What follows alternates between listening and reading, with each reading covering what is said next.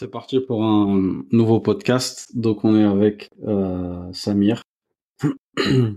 On va, on va parler donc dans ce nouveau podcast, on va parler du développement web, du code et aussi de WordPress. Donc, deux mondes qui sont intimement liés. On va voir pourquoi donc à travers ce podcast. On va commencer donc par une présentation donc de l'intervenant. On va aussi parler assez rapidement donc du métier de développement web, le rapport qu'il a directement avec WordPress, et on va se faire une petite démo aussi en direct de code pour WordPress, et on va faire une petite conclusion aussi avec les différentes prestations que Samir propose. Et aussi, on va lui demander quelques anecdotes s'il en a à nous donner dans son domaine. Donc Samir, je te laisse te présenter à ceux qui nous écoutent. Bah écoute, moi je m'appelle Samir, je suis développeur web maintenant depuis 4 ans. J'ai commencé totalement en autodidacte, grâce à des tutos YouTube notamment, pour la majorité. Et du coup, moi je suis freelance depuis 3 ans. Et là, on va dire, je suis freelance, mais c'est surtout pour des contrats, on va dire, à long terme dans des entreprises. Donc voilà concrètement en fait, qui je suis, même si je viens pas d'un background technique. J'ai fait un bac pro avant. Après, j'ai fait une fac de sport. Ensuite, je suis allé les métiers digitaux. Donc, un parcours un petit peu, voilà, il n'avait rien à Atypique. voir. Ouais, c'est ça. Bah, en fait, Ouais. je me suis rendu compte que je voulais faire quelque chose en ligne pour surtout en fait passer du temps avec ma famille et pas faire un travail physique, on va dire où je suis dehors toute la journée et que je Ok, rentre. ouais. Et c'est ça en fait. Du coup, pour moi, ça me paraissait Ok, donc normal ça a de me été plus lancer pour la dans liberté. ça. C'est ça, totalement en fait. C'était pour Ok, la liberté déjà, pouvoir habiter où j'ai envie et surtout passer du temps avec ma famille. d'accord, ok. En vérité, c'est pas vraiment un parcours atypique dans le sens où est-ce que ce genre de parcours atypique, on va le retrouver pas mal. Des personnes Mm. qui, à la base, ont fait des études qui ont rien à voir avec le domaine du web et ensuite se retrouvent dans un métier du web. Bah moi j'en fais partie. J'ai fait une fac de droit et de la fac de droit je me suis retrouvé à travailler à faire des petits jobs quoi, travailler à l'usine. J'ai fait aussi du commerce sur les marchés dans une boutique, etc. Et ensuite je me suis retrouvé aussi à me former dans le code. Bah du coup on va faire la transition. Tu t'es formé dans quoi exactement dans le code? Parce qu'il y a énormément de langages du web, comme tu vas nous en parler. Dans quoi exactement est-ce que tu t'es formé? Bah, en fait, moi, au tout début, j'ai été surtout impressionné en fait par le côté graphique, le fait de partir de rien, d'avoir un site internet en fait, comme si on partait d'une feuille blanche et on Ouais, dessinait le quelque résultat. chose. C'est ça. Ouais, Du coup, bah, je me suis orienté vers, on va dire ce qu'on appelle un développeur front-end, donc un développeur qui va surtout s'axer sur la partie visuelle du site internet, parce que dans le métier du développeur, il y a deux c'est-à-dire deux métiers, le développeur front-end et le développeur back-end, même si maintenant il y a aussi le full stack, mais bon, le full stack, c'est aussi celui qui a une préférence. Moi, je peux faire du back-end, mais c'est pas ce que j'aime, c'est pas ce que je vais faire ou ce que je vais chercher. S'il n'y a pas le choix, je le ferai. On va d'accord. dire ça. Du coup, bah moi en fait, j'ai commencé directement par le côté front-end, donc avec les langages, même si c'est pas un langage, c'est un langage de syntaxe, l'HTML, donc l'HTML, le CSS, ça c'était la base, le JavaScript, et après j'ai un petit peu bifurqué vers des technologies un peu plus modernes comme React, Angular, Next.js. Euh, donc ça a été, on va dire, un parcours basique d'un développeur, hein, HTML, CSS, JavaScript, et après ben les technologies un peu modernes qui nous permettent de nous faciliter, de nous faire gagner du temps aussi en tant que développeur. Ok. Donc oui, c'est comme tu l'as rappelé, en fait, la base de n'importe quel développeur, il va apprendre HTML et CSS. Donc j'en fais partie puisque à la base, je me suis aussi orienté quand je cherchais un métier du web, je me suis orienté vers le code, Mm. étant donné que je ne connaissais pas les solutions no code et que j'ai moi-même mon petit frère qui a fait une école d'informatique et je pensais qu'en fait il y avait que cette solution-là à la base. Donc, pour ma part, n'étant pas du tout quelqu'un qui aime les mathématiques et qui a un esprit logique, donc HTML et CSS, ça a pas posé du tout problème. J'ai même pris beaucoup de plaisir donc à me former dans ces langages du web là. Et ensuite, quand je suis rentré dans JavaScript et PHP notamment, là, ça commençait à devenir compliqué. Moi, à la base, je voulais apprendre notamment à coder des applications mobiles. Et quand j'ai vu que c'était difficile, je me suis posé la question de savoir est-ce qu'il n'y avait pas une solution qui me permettait d'avoir des résultats sans pour autant savoir coder, d'avoir des résultats en tout cas rapidement et que ça reste quelque chose de correct. Et c'est là donc du coup que j'ai découvert WordPress. Toi, à la base, est-ce que t'as justement cet esprit logique? Est-ce que à la base t'aimes bien les chiffres, les mathématiques, les stats, etc. Ou vraiment ça n'a rien à voir? Tu avec le en te formant en fait t'as découvert en fait que ça te dérangeait pas et que bah, finalement que ça te plaisait aussi. Bah, en fait, moi, comment j'en suis venu au code? Tout d'abord, en fait, j'avais commencé par WordPress. Parce qu'en fait, je voyageais pas mal et je voulais faire un blog de voyage. Et je me suis dit, tiens, D'accord. comment on fait un blog? J'ai vu qu'il y avait des solutions comme WordPress qui existaient. Et je me suis dit, j'ai pas envie de payer quelqu'un, je peux le faire. Du coup, bah, j'ai commencé à regarder des tutoriels YouTube sur WordPress. J'ai pris une formation aussi WordPress que j'ai suivie. Donc, du coup, mon premier site internet, ça a été du WordPress. Par la suite, j'ai voulu modifier certaines choses en fait sur le site internet qui étaient visuelles. Et sur WordPress, j'étais bloqué. Donc j'ai demandé à un ami à moi qui était développeur. Et voilà, il me partageait son écran, je voyais comment il faisait. Moi, je trouvais ça incroyable. Je me dis, mais comment il a réussi à faire ça alors que je pouvais pas le faire moi sur WordPress? Et du coup, bah en fait, c'est de là Ouais, où je alors me, que t'as galéré toi. c'est ça. Je me suis dit, mais en fait, c'est trop bien. Tu peux faire ce que tu veux en fait si tu sais ça. Et ben, j'ai commencé à apprendre. Est-ce que je suis bon en maths ou pas? À l'école, on va dire oui, mais c'est pas ça non plus où je me suis dit, tiens, je vais faire de la programmation parce qu'il faut être fort en maths. Franchement, je me suis lancé dessus sans me poser de questions. Je me suis juste dit, c'est trop Ouais. bien, tu peux faire ce que tu veux, il faut que j'apprenne. Voilà, c'est tout.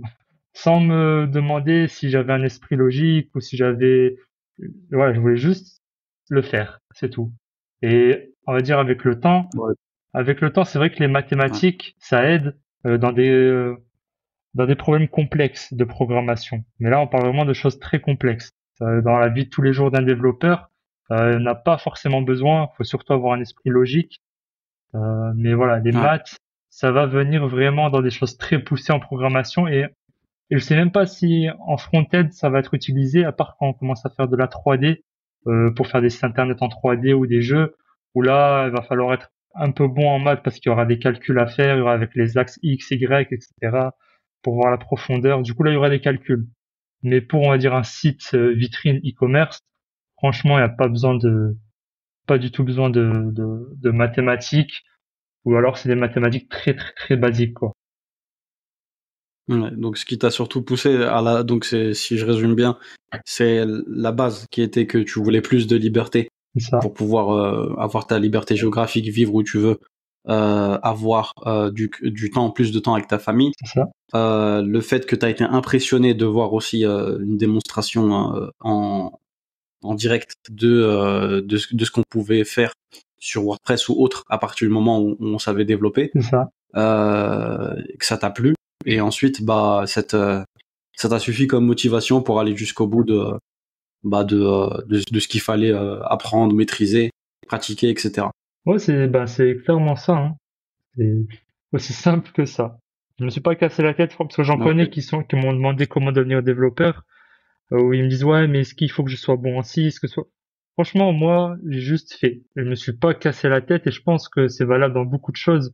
Si tu veux faire quelque chose, tu le fais. T'as pas besoin de te poser 10 000 questions et tu le vois très vite si ça va ou pas. Si tu commences et que tu vois que ça va pas, C'est ça. bah t'abandonnes. Enfin, Ouais. tu changes ou tu fais plus d'efforts, mais voilà, tu le vois rapidement. C'est ça exactement. Ouais, c'est vrai que les prérequis, c'est pas forcément quelque chose qui va être indispensable à partir du moment où tu vas être motivé et que tu vas avoir aussi de l'autodiscipline pour pas lâcher l'affaire, hein, tout simplement parce que les difficultés, je pense que tout le monde en a rencontré, en rencontre encore. Donc ça commence au moment de la formation. Il y a des choses qu'on va pas comprendre comme ça du premier coup. On va devoir se casser la tête. On va devoir aller plus loin. On va prendre plus de temps à assimiler. Mais c'est pas ça qui doit en fait nous freiner. Et pareil après, quand ça y est, une fois que t'es formé, que tu commences à pratiquer et que tu commences à avoir des clients, pareil, tu peux rencontrer aussi des difficultés. Voilà. Ouais, c'est ça. Des difficultés et du coup, tu peux. Pardon, je crois que mon micro est.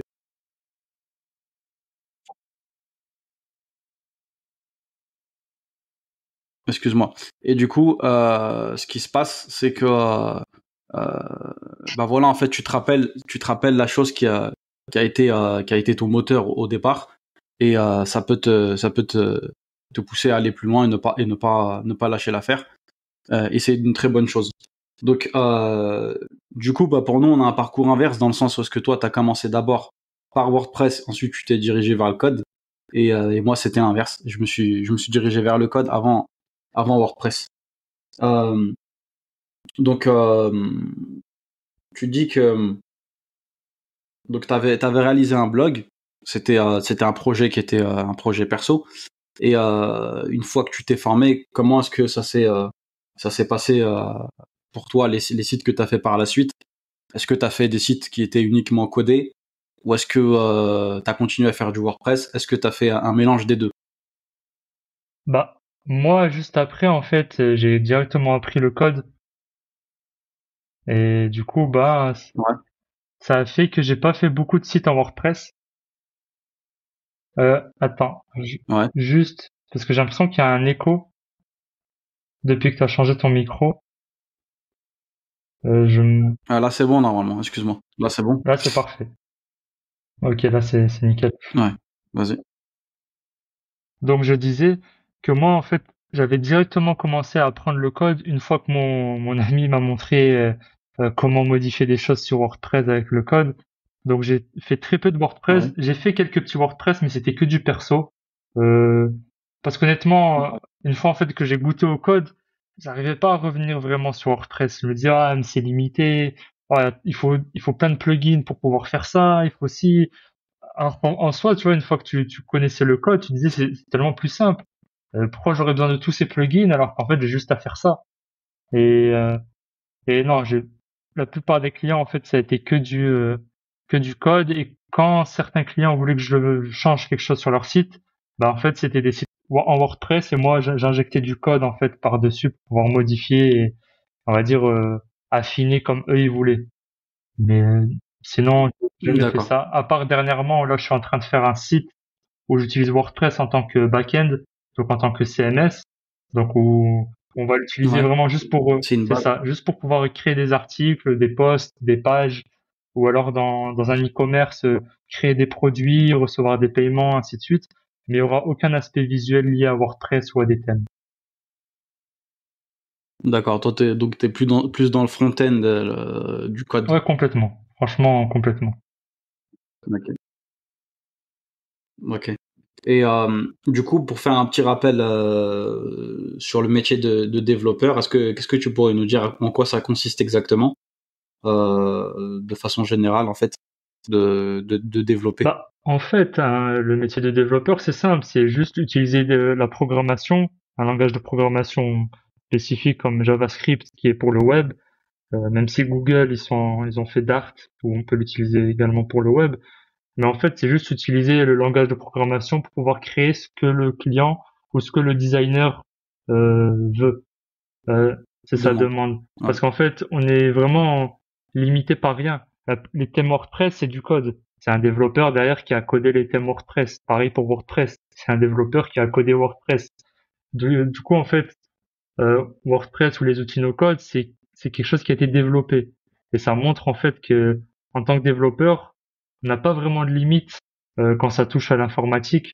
On peut vraiment créer ce qu'on a envie et là où un outil no-code va être surtout là pour quelque chose de spécifique. On pourra pas tout faire ou alors on sera très limité ou alors on fera appel à un développeur pour pouvoir dépasser cette limite. Moi, ce que je dirais, c'est qu'un développeur, voilà, il peut créer ce qu'il a envie. Si vous voulez vous lancer dans des sites un peu fous, dans des designs ou autre, on va dire, dépendant de aucun outil, le code c'est fait pour vous et il faut pas du tout se bloquer à cause de des maths ou alors à cause du langage. Parce que quand on va avoir un éditeur de code, avoir des lignes de partout, on va dire ah c'est quoi tout ça, mais en fait c'est juste de l'anglais la plupart, c'est juste de l'anglais et c'est tout. Après il faut avoir de la logique.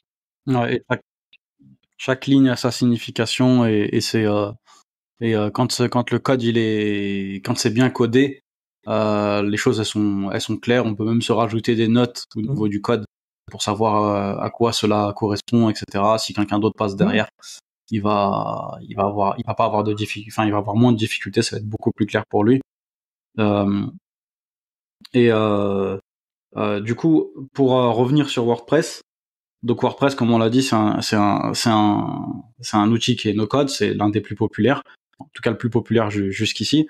Euh, Il n'y a pas de contradiction entre WordPress et le code, parce que comme tu l'as dit, WordPress est codé. En fait, c'est des développeurs, une communauté de développeurs qui est très active, et d'ailleurs c'est pour ça que WordPress il est le numéro un, euh, qui est donc derrière WordPress. Ils ont codé donc WordPress à trois niveaux, si on peut dire. Le cœur de WordPress, donc qui va être la version de WordPress, les plugins qui vont nous permettre de doter d'un site de fonctionnalités, donc tout type de fonctionnalités, et aussi les thèmes. Donc les thèmes, ça va être en fait un ensemble où on va avoir l'aspect esthétique, donc visuel, l'apparence, et on va avoir aussi des fonctionnalités qui vont aller avec cette le thème qu'on va choisir. Donc il y a une certaine partie des développeurs qui sont totalement fermés à WordPress. Et toi, je vois que tu n'en fais pas partie. Et c'est pour ça en fait qu'il y a eu aussi un rapprochement entre nous. Moi personnellement, à l'heure d'aujourd'hui, donc comme je suis pas allé très loin dans le code, j'utilise de temps en temps du HTML ou du CSS, surtout du CSS pour modifier certaines choses sur des sites WordPress. Et j'ai comment dire, je vois un peu qu'est-ce qui se passe derrière en fait les sites que je vais faire. Voilà, si je fais un clic droit, clic droit sur une page web, inspecter le code, je vais savoir voilà qu'est-ce qui correspond à quoi. Je peux retrouver euh, quel plugin a été utilisé pour faire telle et telle chose. Pareil s'il y a un piratage d'un site, voilà, je vais utiliser différents moyens pour pouvoir nettoyer un site. Et on va dire la dernière étape, l'étape la plus poussée, donc dans le nettoyage, ça va être d'aller comparer les fichiers usines, donc de WordPress, d'un plugin, d'un thème, etc., avec ceux qui ont été infectés pour aller rechercher, donc dans le code, ligne par ligne, les différences qu'il peut avoir et chercher où le code malveillant a été injecté. Donc ça, pareil, en connaissant en sachant, en ayant un minimum de base, hein, vraiment le minimum du minimum euh, dans le code, on peut faire ce genre de choses. Mais voilà, moi, personnellement pour moi, je vais pas plus loin que ça, parce que en fait, la clientèle que moi j'ai ne demande pas quelque chose qui est plus poussé que ce qu'on peut faire en fait avec WordPress, très très rarement. Donc là, justement, on a le rapprochement qu'il y a eu entre nous, ça a été sur un projet qu'on n'a pas encore lancé.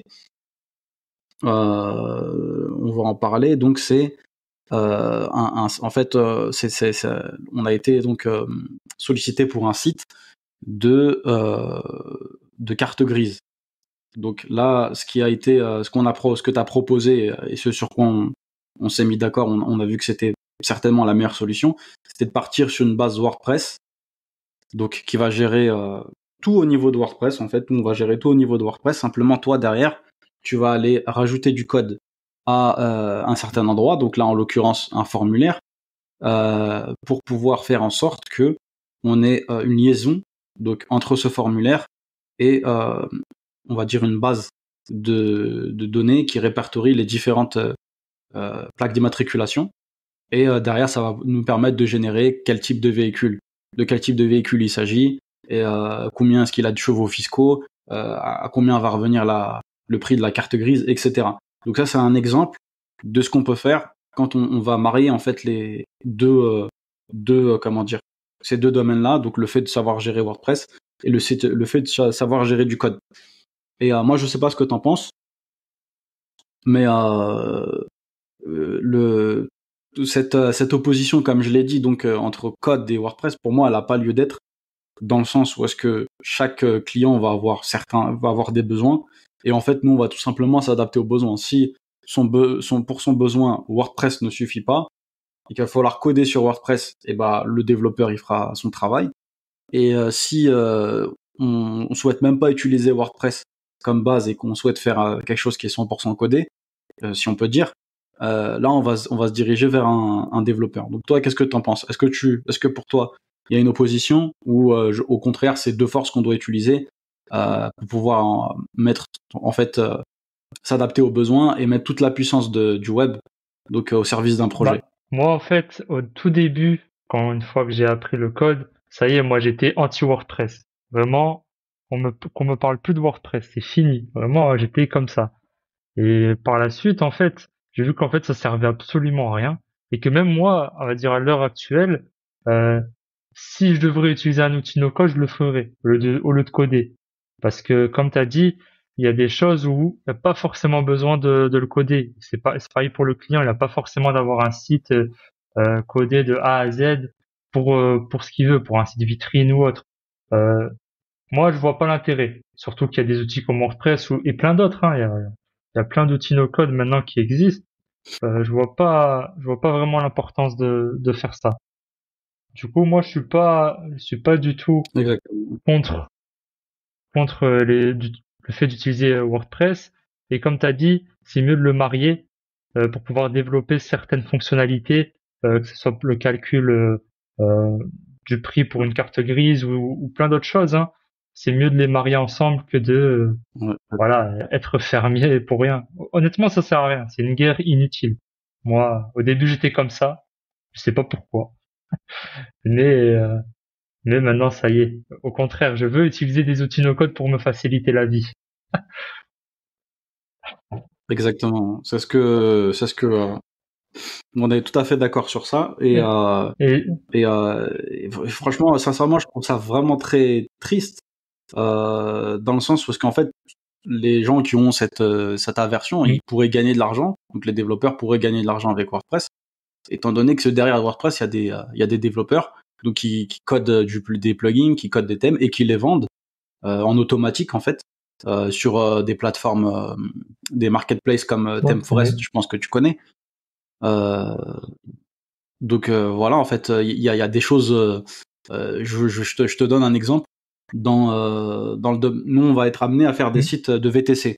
Donc, quand tu vas regarder, qu'est-ce que tu as comme possibilité pour pouvoir mettre en place en fait ce qui va calculer le prix selon les distances, etc., etc. On sait qu'on va avoir, en tant que WordPress, on sait qu'on va avoir besoin d'un plugin, ok. Euh, et derrière, en gratuit, donc il n'y a rien d'intéressant. On sait qu'on va devoir payer un plugin. Et là, quand on regarde qu'est-ce qu'il y a comme plugin payant, donc moi, personnellement, j'en avais utilisé un qui coûtait à l'époque 55 $. Il y avait une autre solution qui était proposée, francophone, une solution proposée par des Français et qui était beaucoup plus chère, donc c'était 400 €. Un plugin de VTC, donc c'était complet, hein. Tu pouvais mettre en place donc des navettes, il y avait un calcul, il y avait de la location de véhicules qui se faisait à l'heure ou autre. Tu pouvais régler un prix par distance pour une ville spécifique, par exemple pour Paris. En dehors de Paris, ça va être un autre prix, etc., etc. Donc c'était vraiment complet et il proposait aussi donc de te le paramétrer, c'est-à-dire que le client il a juste à donner ses informations. Voilà, mes tarifs pour telle et telle chose, c'est ça, et eux, ils vont l'entrer, ils vont te le paramétrer. Moi, quand j'ai vu ça, je me suis dit que si j'étais développeur, j'aurais été obligé de faire ce genre de choses. C'est-à-dire de coder des plugins ou des thèmes, surtout des plugins, sur des choses euh, qui sont déjà existantes, ok, mais qui sont pas assez poussées. Donc j'aurais donné plus de features, plus de paramètres. quelque chose qui permet d'aller beaucoup plus loin, et je l'aurais mis en vente. Et peut-être que j'aurais gagné de l'argent comme ça. Donc après, chacun, il va aller chercher une niche qui est intéressante pour savoir dans quoi est-ce qu'il va coder, etc. Et la question que je me pose, c'est pourquoi ces gens-là ne font pas cela. Alors que voilà, il y a de l'argent à se faire à ce niveau-là. Et c'est une façon d'exploiter, si on peut dire, le manque qu'il peut avoir au niveau de WordPress. En fait, Donc moi, toi, ce que qu'est-ce que t'en j'aimerais penses? dire, c'est qu'il faut savoir qu'un développeur, c'est un flemmard. Un développeur, il a la flemme. Pourquoi en fait on fait des outils? C'est pour justement ne plus les refaire. C'est de pas refaire la même tâche encore et encore et encore. C'est pour ça aussi qu'il y a des outils qui permettent de scraper Ouais, les sites exactement. internet.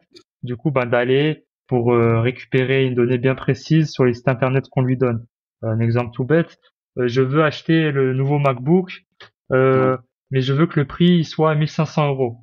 Du coup, au lieu de tous les jours aller sur le site, regarder si le prix est à 1500 euros, je vais faire un outil, une extension Google Chrome qui va le faire à ma place et qui va m'envoyer une notification. Pareil, j'ai envie de télécharger tant d'images. Au lieu de faire clic droit, enregistrer, etc., etc., bah, je vais faire une extension qui télécharge tout d'un coup, tu vois. En fait, il faut savoir qu'un développeur, c'est vraiment un flemmard, hein. Vraiment, Ouais. vraiment un flemmard. Et du coup, moi, je suis tout à fait d'accord avec toi. Le problème, peut-être, et je parle pour moi, c'est qu'on connaît pas ces niches-là. Comme j'ai dit, par exemple, dans mon cas, moi, je travaille pour des grandes entreprises. Du coup, moi, je code pour ces entreprises-là. Ça m'arrive de coder aussi pour certains clients. Par exemple, j'ai fait un site de carte grise, notamment, où je devais faire aussi le plugin. Donc, le plugin de calcul. Mais j'ai pas fait un plugin, en fait. Ce que j'ai fait, c'est juste, j'ai fait le code pour le site internet. Donc, j'ai fait le code qui était implémenté directement dans le thème WordPress. Et par la suite, je me suis dit, tiens, ce serait bien d'en faire un plugin. Au moins, Ouais. c'est déjà fait. Mais bon, je me suis juste dit ça, en fait. Et voilà, quoi. Exactement. Quelques temps plus tard, enfin, quand on a discuté, tu m'as dit, tiens, il y aura peut-être un projet de carte grise avec un plugin. Je me suis dit, oh, j'aurais dû faire ce plugin, en fait. Et du coup, moi, je suis tout à fait d'accord dans le fait de créer des choses qui permettent d'être réutilisées encore et encore et encore. Mais encore une fois, euh, en tant que développeur, on pense pas directement à ça. On va dire, moi, VTC, par exemple, je connais pas la niche, je sais pas ce qui est demandé. Si un client est venu auparavant m'en parler que j'ai fait un travail pour lui, là, j'aurais cette réflexion de me dire, tiens, je vais créer ça pour pouvoir automatiser, pour pouvoir le revendre. Mais sinon, Il y ben, a un manque. je vais pas personnellement chercher toutes les Ouais. niches et voir qu'est-ce que toutes les niches ont besoin. C'est pareil, c'est beaucoup de recherche pour au final peut-être pas grand-chose. Donc moi je pense que c'est surtout ça en fait.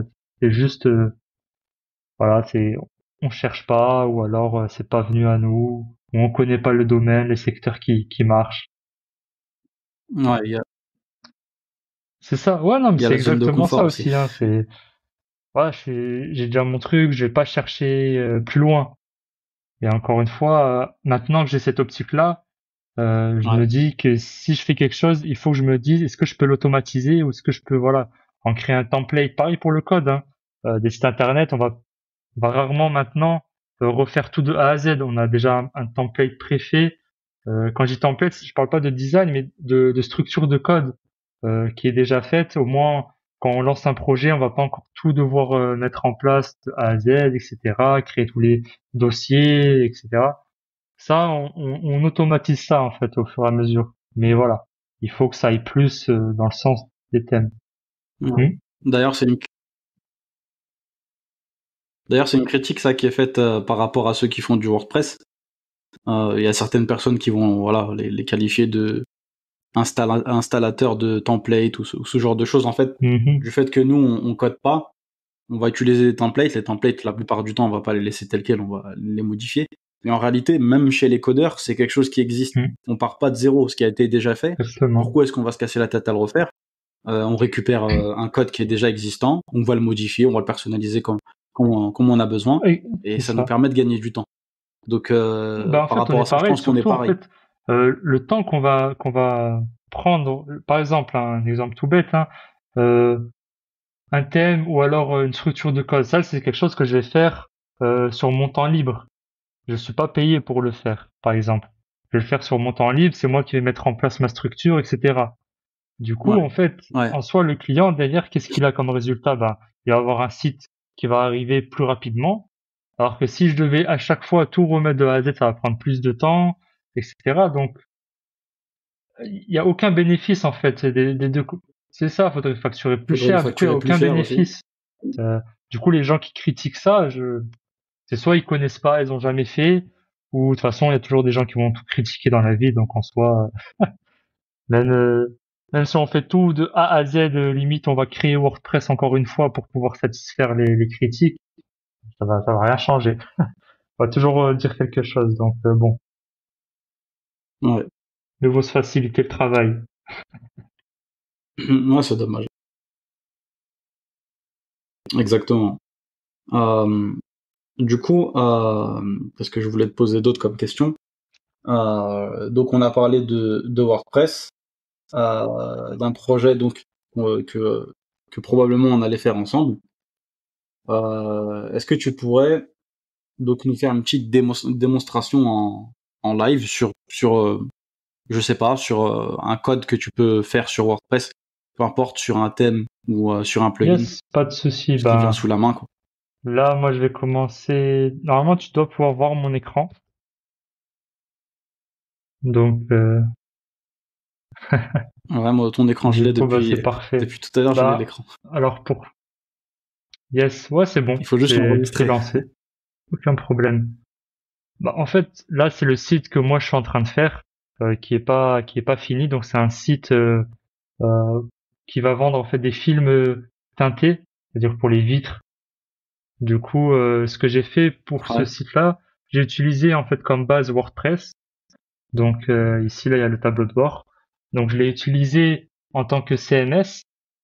Du coup, où il n'y a aucun thème qui est installé dessus. J'ai même désactivé le thème. Donc, par exemple, si on va sur l'URL, ça va directement rediriger sur la page de connexion WordPress. Donc là, il y a rien du tout. Et en fait, j'ai utilisé aussi ouais, WooCommerce parce que en tant que développeur, on peut utiliser des plugins de WordPress pour pouvoir les marier avec notre code. Si bien, c'est ça. Si ils utilisent, on va dire, une le API. code. Ouais, Du coup, en fait, une API, c'est ce qui nous permet de récupérer des données.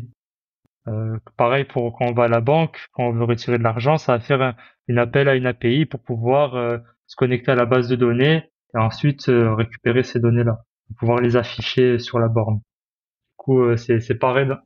C'est ça, c'est ce qui fait le lien. On ouais, utilise ça des fait un API lien, en fait. partout. Partout, partout, il y a des API qui sont utilisées. Et du coup, bah Ouais, là, comme on peut le voir, j'ai fait ce site. Du coup, les technologies que moi j'utilise pour ça, c'est Next.js. Donc en fait, c'est du JavaScript, ouais, TypeScript, mais voilà, c'est, on va dire, c'est ça, c'est moderne, ça permet de créer moderne. des Ouais, composants. Enfin, Next.js, c'est le dérivé de React, mais bon, c'est plus adapté pour le web. Il y a un meilleur SEO, il y a un meilleur gestion des pages. Du coup, par exemple, là, sur la page d'accueil, mais si je vais sur une autre page, il n'y a pas de temps de chargement. Et la page aussi, elle se refresh pas. Du coup, si on voit le petit, la petite icône enfin, du navigateur, elle bouge pas. Elle est tout le temps fermée. Du coup, c'est ce qui permet en fait d'avoir un site internet très rapide, beaucoup plus d'accord. rapide qu'un site WordPress, où chaque page va être rechargée encore et encore. Du coup, ça c'est un des premiers avantages d'utiliser WordPress, on va dire en tant que headless, donc en tant que base. Et, et ensuite un code, c'est que le site il est beaucoup plus Que base, ouais. rapide à charger et beaucoup plus rapide à naviguer aussi. Du coup, il n'y a aucune latence. Tu l'as testé Pas après sur encore, celui-là, je l'ai pas encore Google fait. J'ai testé PageSpeed? des autres sites faits avec Next.js. Bon, c'est toujours dans le vert, il y a aucun problème. Non. Ouais, t'arrives à combien en Sauf termes le seul, c'est si j'arrive par à dire à exemple, en peu fait, il près. y a des images qui étaient trop lourdes et que ça n'a pas été Ouais, minify, donc ça n'a pas été optimisé, voilà. Après, il y a des outils comme optimisé. Ouais, TinyPNG. Il y a TinyPNG aussi qui permet de compresser les images. du coup, pour pouvoir avoir quelque chose de beaucoup plus petit qui va améliorer la vitesse du site. Ensuite, bah, il y a les API. Ça c'est dans le code, hein, essayer de faire un code qui permet de requêter l'API beaucoup plus rapidement, de le garder en cache, hein, etc. Ouais, c'est ça. Et Ouais, du faire coup, l'appel. premier Ouais, avantage que moi je vois, c'est la rapidité du site, la fluidité, la sécurité aussi. On parle de la sécurité, en fait, le site internet, il faut savoir ouais, il sera en deux parties. Donc la partie back-end, WordPress, et la partie front-end. Et en fait, c'est deux URL qui seront différentes. Du coup, une personne qui va vouloir attaquer ton site internet, je sais pas moi, monsite.com, il va pas toucher, il aura pas accès en fait ouais. Il n'aura pas à la accès à partie tout. base de données, la Ouais, partie euh, back-end, WordPress, etc. Là où WordPress, en fait, WordPress fait beaucoup critiquer, ouais. mais c'est à tort. C'est juste que WordPress c'est beaucoup utilisé. Du coup, les hackers, qu'est-ce qu'ils vont faire? Ils vont attaquer là où il y a beaucoup de monde. Du coup, c'est pour ça qu'il y a beaucoup d'attaques sur WordPress, il y a beaucoup de vulnérabilités, etc. Parce qu'on critique beaucoup WordPress pour sa sécurité, mais il faut comprendre que c'est logique. Pourquoi je vais attaquer un site, on va dire, qui a été codé d'une personne lambda, alors que, alors qu'en fait, il y a des robots, parce que Alors que c'est, les ouais. attaques, c'est souvent des robots qui vont scraper le web et qui vont trouver les sites et qui vont envoyer plein de requêtes à la chaîne, etc., etc. Exactement. Ouais. Alors que bon, c'est des critiques non fondées. En fait, oui, bien sûr. En fait, WordPress, comme tu as dit, en termes de sécurité, de base, Ça, sa sécurité, si on fait rien dessus, la sécurité, elle n'est pas suffisante. Donc après, si on commence si on s'est formé en sécurité tout simplement, on commence à modifier le préfixe de la base de données. Au niveau du mot de passe, mon administrateur, on a quelque chose de bien. On va changer l'URL de la page de connexion. On va masquer le fait que le site a été fait avec WordPress. On va utiliser des pare-feux, etc., etc. L'essentiel, il y a tellement de couches en fait de sécurité qu'on peut rajouter les unes par-dessus les autres, jusqu'à avoir quelque chose, on va dire, de convenable, tout en rappelant que le risque zéro n'existe pas. Donc parmi des sites de comment dire gouvernementaux qui ont des budgets astronomiques à mettre dans la sécurité, ils ont quand même été hackés, comme par exemple celui de la NASA, du FBI, de la CIA, etc. Donc comme tu as dit, en fait c'est une critique à tort. En fait, faut voir si il n'y a pas des outils qui permettent de sécuriser son site. Et s'ils n'ont pas été utilisés, ben on voit c'est un peu ça. normal que Après, enfin, l'autre qu'on se critique fasse que je pirater. dirais pour WordPress, c'est les plugins justement. C'est qu'il y a tellement de plugins qui ont été développés et en tant que, on va dire, non développeur, on va juste les installer, mais on ne sait pas qu'est-ce qu'on installe en soi. Il peut y avoir dedans une faille qui va récupérer des données, etc. Du coup, moi, le conseil que je pourrais donner, hein, c'est d'éviter les plugins où il y a très peu d'utilisation, très peu de feedback, parce que voilà, ça peut être très compromettant. Exactement. Et Ouais.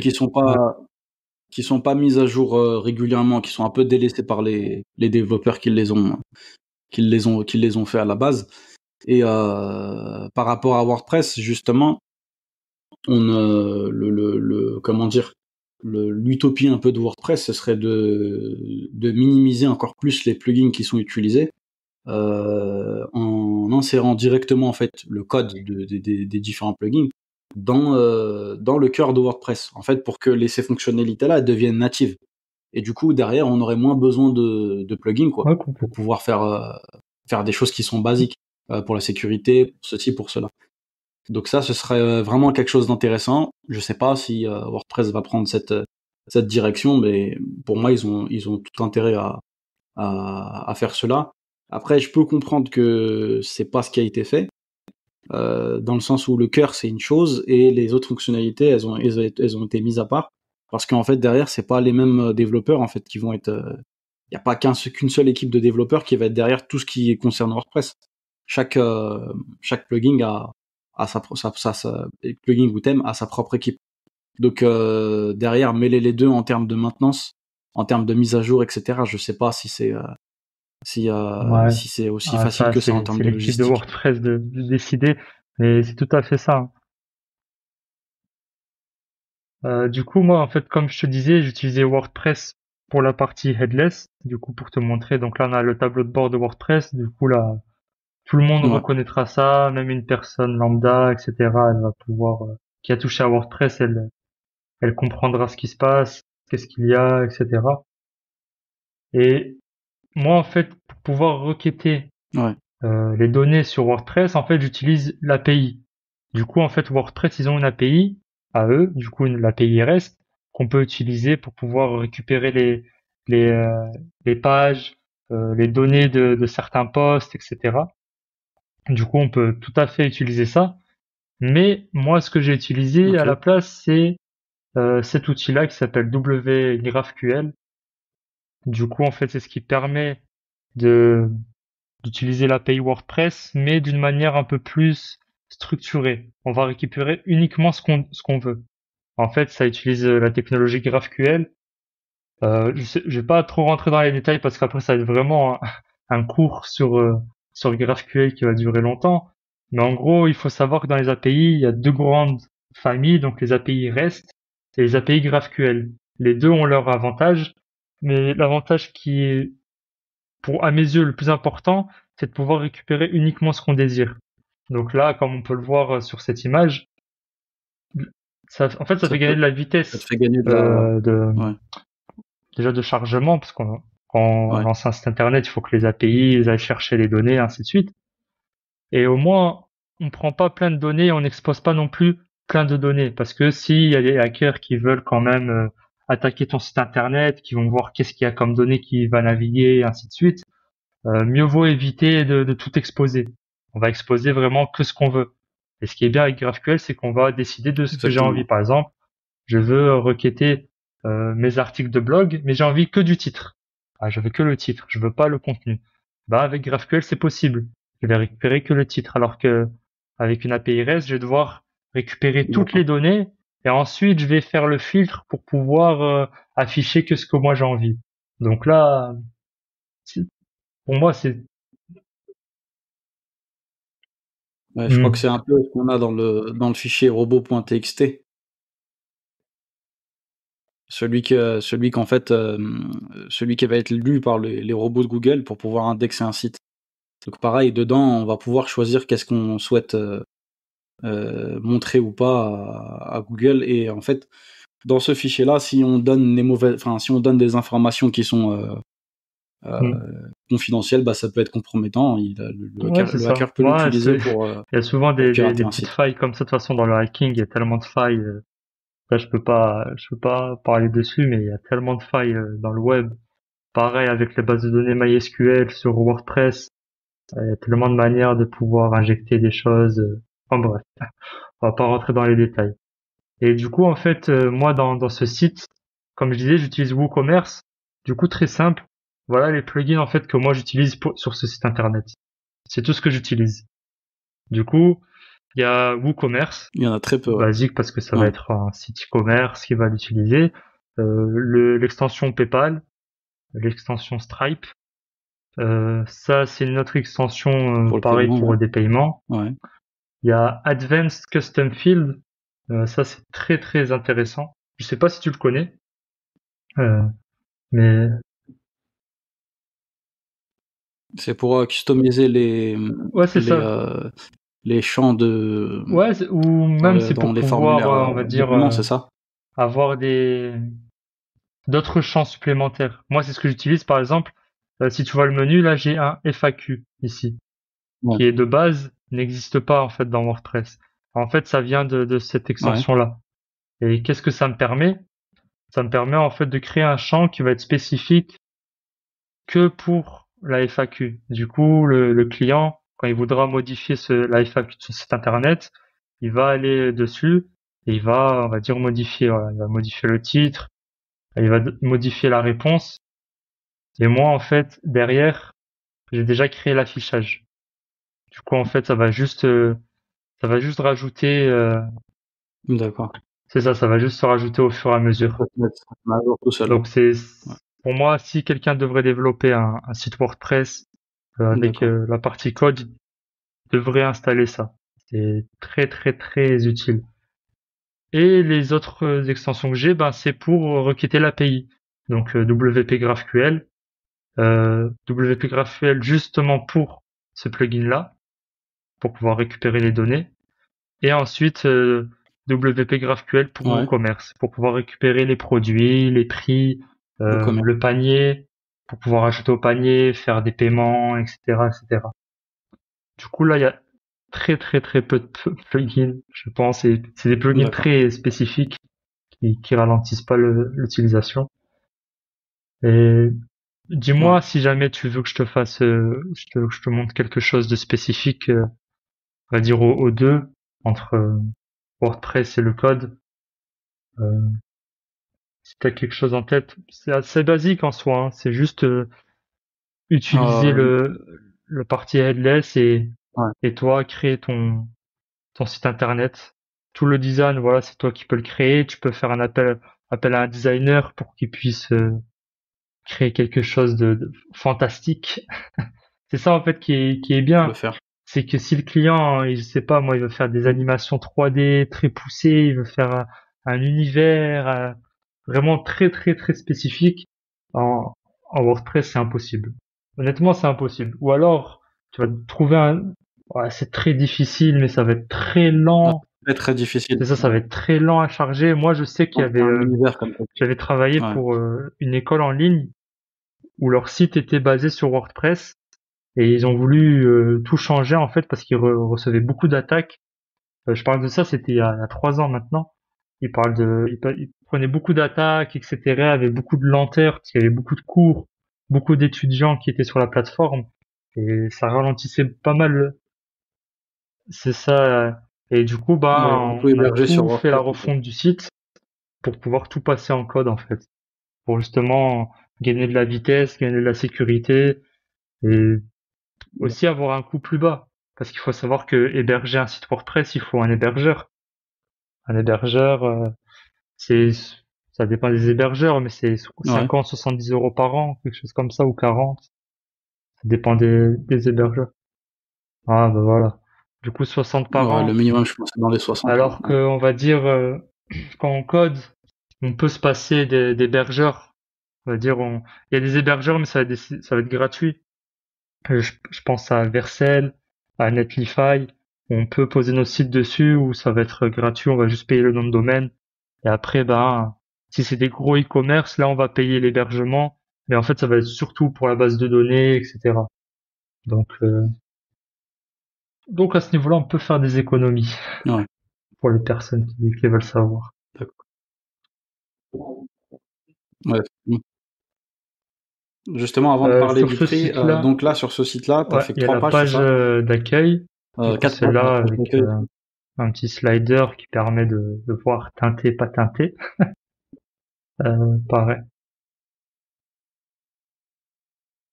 Ça, par Bah en exemple, fait ça, c'est quoi comme code bah, en que fait tu ça c'est moi utilises qui l'ai codé. Du coup en fait j'ai utilisé pour faire ça?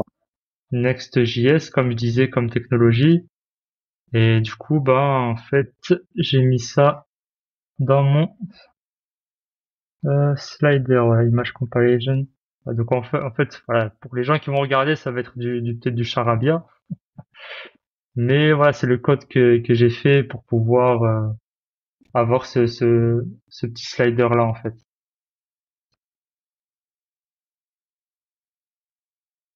Euh, D'accord. T'as tout fait en Ouais, Next.js, j'ai tout ce tout qui est fait. animation comme Ouais, j'ai celle-là? tout fait Même celle que t'as justement montré juste avant, là, en avec la Next.js. Du voiture? coup, en fait, c'est du JavaScript, hein. Next.js, ça va juste mettre par-dessus. Mais ouais, ça a été fait Ouais. en code, tout simplement. Ah, c'est un très bon exemple, ça, de ce qu'on peut faire avec le code, parce que Mhm. du coup, il y a certains thèmes qui permettent de faire Ouais, ce genre d'effet. Donc, bien sûr, bah, je suppose qu'ils utilisent du JavaScript, mais on va être limité parce qu'en fait, voilà, on va pouvoir peut-être changer quelques éléments ici et là, mais ça va ouais, pas c'est ça. être En fait, par exemple, là, si le quelque client chose d'aussi demain, il veut personnalisé que t'as fait qu'il là, en y ait fait. un rond, que ça fasse une vague, ou vraiment, en fait, Ouais, c'est ça, en fait, t'es vraiment pas limité et c'est ça que je trouve qui est Ouais, tu bien. fais vraiment ce Et que en tu fait, le veux, quoi. combiner avec WordPress, ça permet que le client, par la suite, il ait la main Ouais. sur son site. Comme j'ai montré, c'est ça en fait. Comme j'ai montré, il va pouvoir rajouter En plus du de ça, ouais. contenu, rajouter Ouais, en des plus de ça. articles, par exemple, si c'est un blog, modifier la FAQ.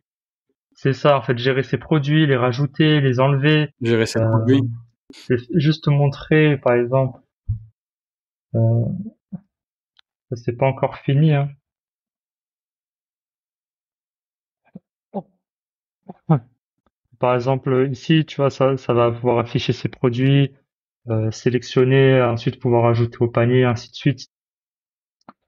Donc, tout ça, en fait, ça va venir de WooCommerce et il va pouvoir le mettre dans le style qu'il a envie.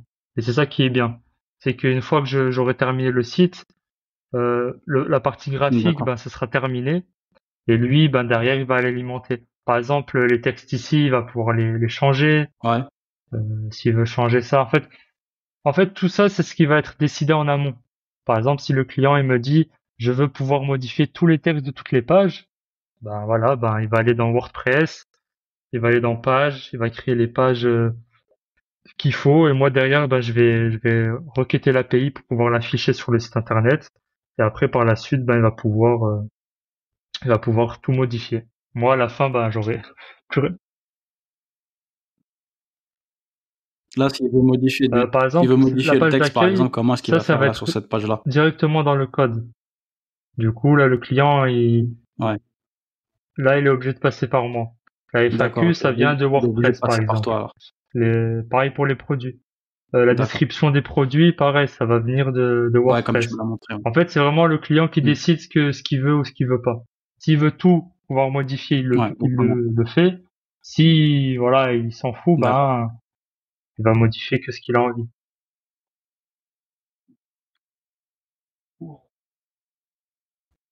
D'accord, ça marche. Mhm. Du coup, quand c'est un site qui est entièrement codé, enfin dans le sens où t'as pas utilisé WordPress comme base, le C'est client il va ça. être obligé de revenir vers toi pour Bah, il va passer par moi, en pour fait, tout ou en fait. alors, Si c'est un site et c'est e-commerce, ça, en comment est-ce qu'il fait, va que faire? moi, je ne vois pas l'utilité. C'est en fait, le développeur, il peut créer un CMS, donc, pour Ouais, pouvoir gérer tout ça. Du coup, pour un CMS personnalisé pour le client.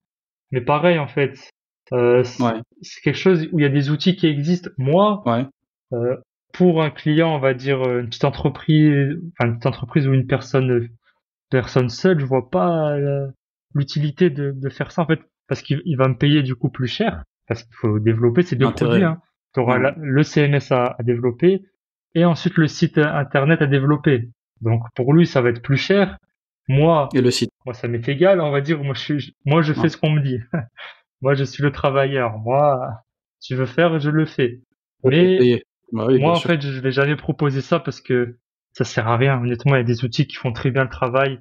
On parle de WordPress, mais il y a aussi Shopify, qui permet aussi d'utiliser que le CM. C'est ça, en fait, on peut utiliser que le partie CMS de Shopify, Pour les mais e-commerce. pareil, avoir un code séparé. Là où je vois l'inconvénient de Shopify, c'est Ouais. un abonnement mensuel. Donc, en fait,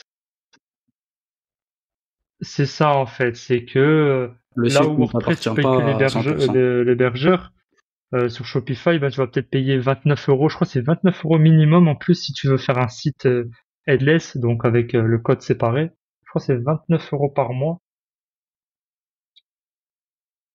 Mhm. Ils vont gérer, C'est ils vont ça, gérer la maintenance. Il y a le nom de domaine c'est dedans, il y ça. a Donc l'hébergement, il y a la maintenance. du coup voilà, il y a des outils qui Ouais. existent. Je vois pas l'utilité. Peut-être pour un site vitrine, euh, euh, ça sert à rien d'utiliser WordPress.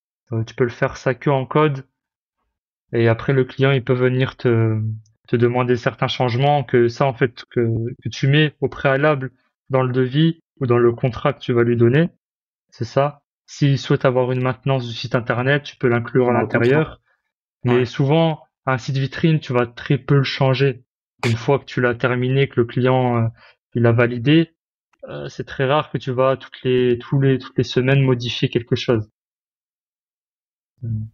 Donc, Ouais, bien sûr, bien sûr.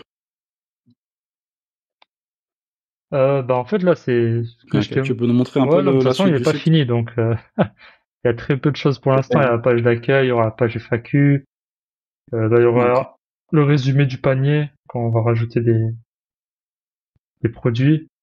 Du coup là il est encore en cours ok, de construction, le petit. Mais comme on peut, c'est ça et surtout. ok. En tout cas, c'est un très bon Ouais. exemple Pareil, de ce moi qu'on pour peut un site faire e-commerce, en qu'un mêlant WordPress client où il aimerait avoir un design avec du code. spécifique, je partirai dessus. Euh, Sans hésiter. Par exemple, en tant que client, je sais ce que je ferais. J'engagerai un développeur pour qu'il s'occupe de la partie front-end et qu'il le connecte à WordPress. Si j'ai un design en tête spécifique. Parce que les thèmes, je sais pas, hein, c'est toi qui es expert, hein, mais quand tu veux modifier, des fois, tu es très limité, je pense, dans les thèmes WordPress. Tu peux pas tout faire non plus.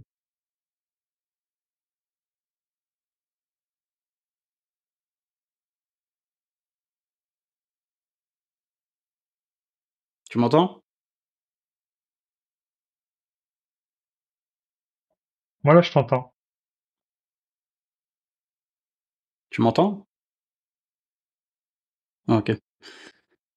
Ok, cool. Donc, on va parler un peu des tarifs. Si tu peux nous dire à peu près où est-ce qu'on se situe en termes de Bah, en fait, tarifs pour un site vitrine, un site e-commerce, yes. Bah, en fait, moi, je travaille pas pour faire un peu la en tant comparaison avec que ce qui site se fait vitrine, sur site e-commerce. WordPress. Moi, comme je suis freelance, en fait, je travaille à la journée de travail. Donc, un taux journalier, on va dire, si je dois travailler un jour, deux jours, trois jours, quatre D'accord. jours, cinq jours, 10 jours, etc. Donc, ça varie en fonction du, euh, Ouais. du type de demande. Si c'est un site qui va me prendre un mois, 2 mois, 3 mois à développer, ça va pas être le même prix qu'un site qui va me prendre 2, 3 jours. Donc, on va dire pour un site, pour donner un C'est exemple, dégré. hein, un site vitrine Ouais. D'accord. très basique, voilà, quelque chose très simple, un site vitrine très simple. Euh, Moi, je vais compter entre peut-être 3, 4 jours de travail. Donc 3, 4 jours, voire peut-être, c'est vraiment basique, basique. Ouais, 3 jours de travail, je pense. 3 jours. Mon TGM actuel, il est à 150 euros. Du coup, ça fait 450. 450 sans Ouais. l'hébergement, ben, du coup, c'est gratuit, pareil. Alors, avec juste le nom de domaine Ok. à devoir payer.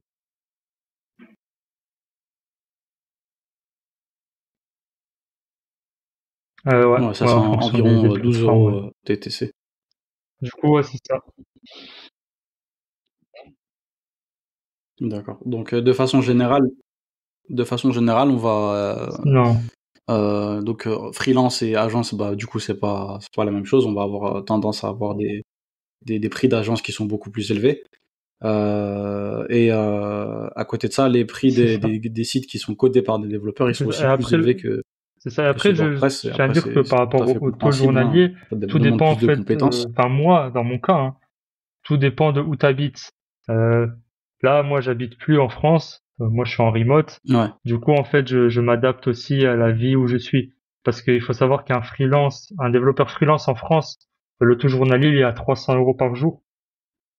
Donc, minimum, hein, pour un débutant, il est à 300 euros par jour, 350. d'accord. Euh, ouais, en fait, quand j'étais en France, j'étais à 300. Donc, toi, t'as la moitié, toi. Quand j'ai changé, bah, j'ai diminué parce que je m'adapte en fait au coût de la vie d'ici, etc. Et d'un côté, c'est bien parce que je suis moins cher que la concurrence, on va dire. Mais moi, à côté, en fait, voilà, c'est très relatif. Si j'ai envie d'être à 300, je peux me mettre à 300, comme je peux me mettre à 400. Mais bon, chacun, ouais, je m'adapte à plein de paramètres Bien autour sûr, de hein. moi. Si demain je veux faire 400, voilà. D'accord. Ouais. Moi, je fonctionne pas comme ça. Bah, du coup, pour les sites, je tarifie plus. Voilà, site vitrine, ça Mhm. va être le nombre de pages. Site e-commerce, ça va être le nombre de produits. Et en fait, le prix, je l'adapte plutôt par rapport au client où il se trouve. Donc les prix en France, ils vont pas être les mêmes que je sais pas moi, un autre pays. Et du coup, je vais mes prix en fait, ils vont être les mêmes, mais je peux faire un tarif préférentiel pour quelqu'un qui a un marché qui est sur un marché qui est sur un marché local avec un prix qui est moins élevé que beaucoup moins élevé que celui que je propose. Des fois, c'est du moins Après, moi, 50%. je tiens à dire, moi, je suis tout à fait Donc d'accord voilà pour avec ça. ta vision des choses, hein. Donc, Moi, d'avoir un prix, on va dire, un peu global sur certains produits, pour moi, ok. je pense peut-être m'orienter vers ça dans les mois à venir, plutôt que de rester toujours auto-journalier. Mais bon, c'est quelque chose qu'il faut bien réfléchir et mettre, on va dire, derrière Ouais. les choses en place pour pouvoir le faire. Mais moi, personnellement, je tends plus vers ton côté là.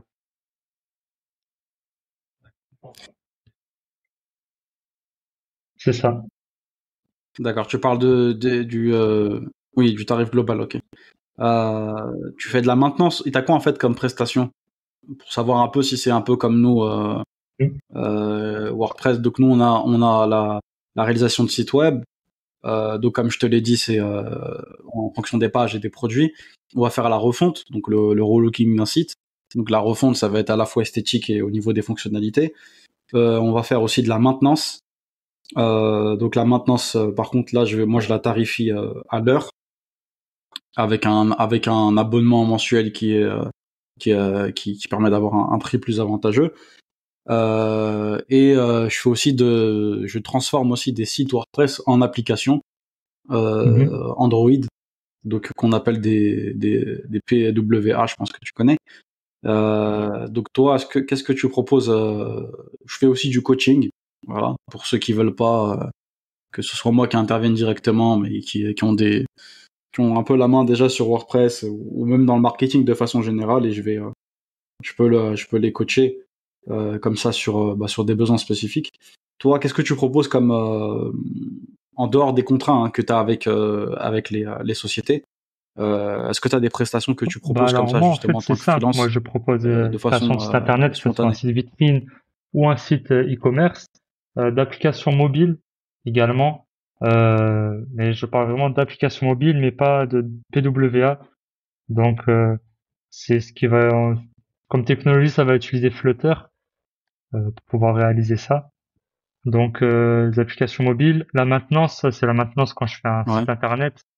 Je propose toujours la maintenance derrière où il y a de la mise à jour ou alors qu'il y a de la modification. Pareil, en fait, je facture à l'heure ou du moins je facture souvent à la journée de travail ou à la demi-journée en fait.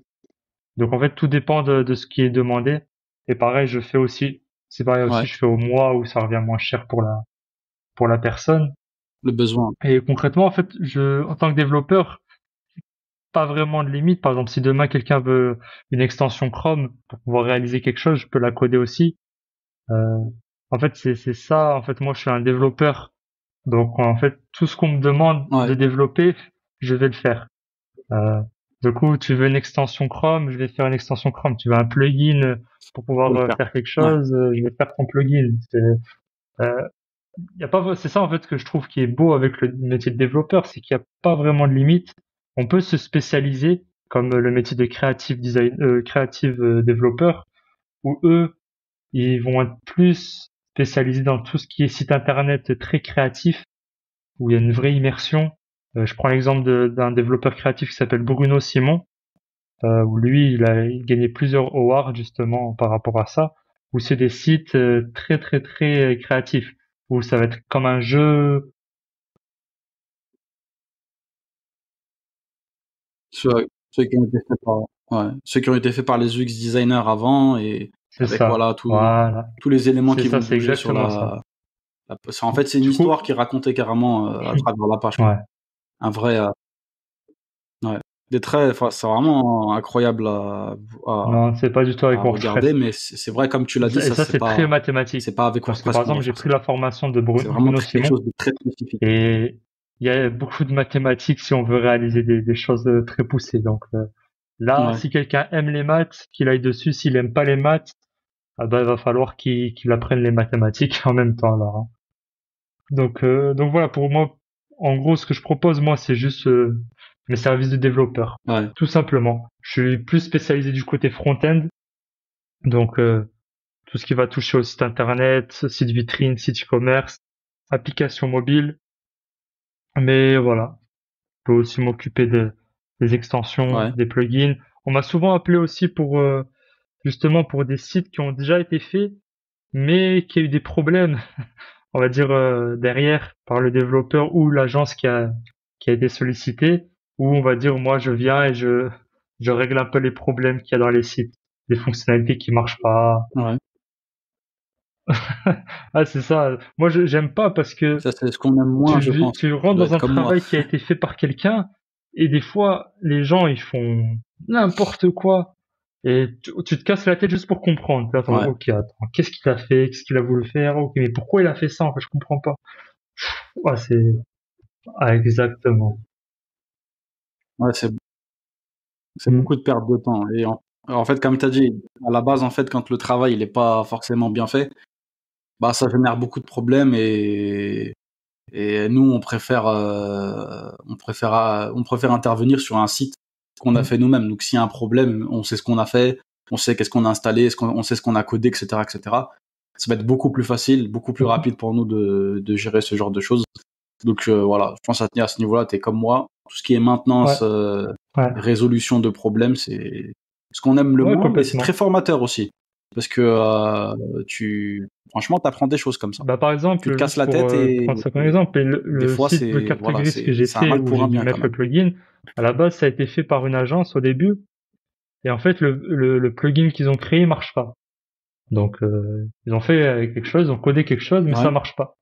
Bah, en fait, la personne, le client qui m'a Ils l'ont sollicité, pas il testé. m'a dit que ça marchait au début, mais que bah là, ça marche plus. Et bon, il avait payé quand même assez cher pour ça. Et bon, Ouais. après, ils se sont quittés, Ouais, etc. peut-être un souci de mise à jour. Mais voilà, moi après j'ai dû rentrer dans le code, j'ai vu plein de choses qu'ils ont fait, c'était vraiment n'importe quoi. Illogique. Après, mais pas du tout. Et ça c'est pareil pour un développeur. Moi Des je fois, le parlais code, il est avec pas un optimisé. développeur Ouais. senior qui est plus âgé dans le domaine et il m'a dit qu'il y a des développeurs, ils Ouais. font exprès. Ils font exprès de mal coder parce que au moins si le client il veut partir voir quelqu'un, ben l'autre qui va le prendre sa place, il va galérer. Ça Et plante. c'est une optique que moi, c'est une Ouais. optique que je comprends pas, moi. Ouais, ça, D'accord. c'est quelque chose qui existe chez nous aussi, dans le domaine de WordPress. Bon, j'ai été très étonné quand on m'a dit ça, parce que j'imagine, enfin, je pouvais pas imaginer en fait les choses de cette manière-là. Le fait de livrer un site sans donner les Mhm. accès du site, parce que comme tu le sais, sur WordPress, ça fonctionne avec un login et un mot de passe. Donc, tu as des clients qui arrivent comme ça vers toi, non, ils te disent non, j'ai rien. Ils ont rien du tout. Ils ont aucun accès en fait. Mais comment ça fonctionne en fait? À quel moment la personne te dit je vais faire créer une sorte de dépendance vis-à-vis de mon travail, comme ça la personne à chaque fois elle va devoir revenir vers moi, etc. Mhm. Moi je suis pas du tout dans cette optique-là. Les solutions que je propose c'est clé en main. Donc une fois que le site a été livré, enfin il est terminé, c'est livré donc avec les accès, etc.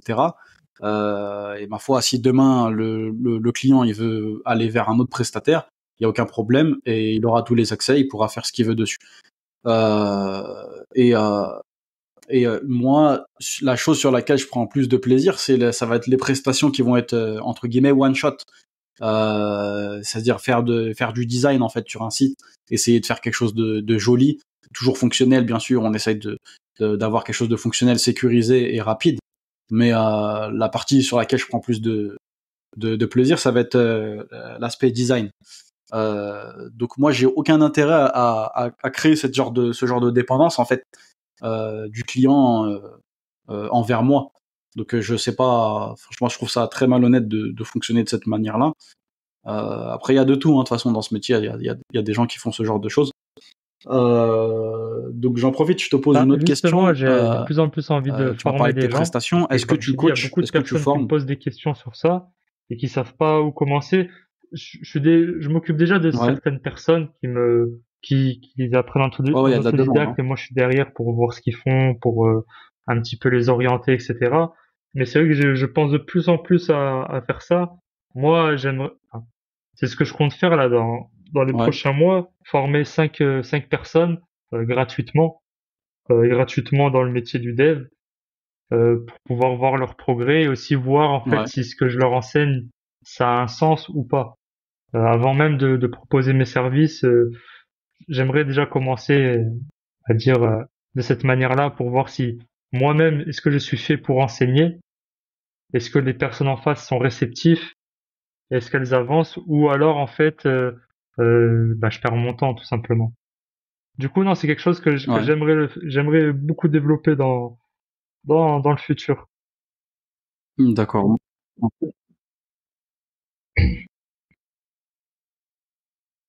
Ouais, moi, c'est ce que je te conseille. Si, voilà, t'as l'expérience, t'es à l'aise avec les outils que tu utilises et tout. C'est vraiment carrément un autre rapport c'est vraiment très différent. C'est plus le rapport prestataire-client dans un rapport enseignant-apprenant. Mm. Et c'est vraiment une autre dimension. Et franchement, c'est un plaisir appris d'enseigner. Moi, je parle de moi, hein, parce que moi, j'ai déjà une formation. Et effectivement, c'est comme quand tu livres un site, hein, il faut le tester Mm. avant. Donc, pareil, moi, c'est un conseil que je peux te donner, c'est de faire tester ta formation par des gens qui sont intéressés, motivés, hein, surtout parce que en fait, si tu le fais Ah, gratuitement, euh, malheureusement, des fois, quand c'est mm. gratuit, voilà, les gens, ils ont tendance à pas être Mm, aussi je comprends. motivés, déterminés, etc. que quand ils ont sorti de l'argent. Mais en tout cas, ça va te permettre d'avoir des premiers retours. Tu vas savoir est-ce que et voilà, il y a des choses à modifier, est-ce que ça t'aurait dû l'expliquer d'une autre manière pour que ce soit plus simple, parce que des fois nous on explique une chose, ça va être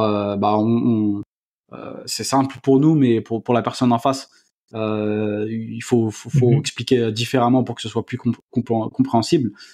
Donc moi c'est ce que je peux te conseiller. Yeah. En tout cas, tu nous tiendras au courant donc de l'avancée de ton projet de formation. Moi personnellement, ceux qui se forment avec moi je forme sous WordPress hein, uniquement. Je leur recommande aussi euh,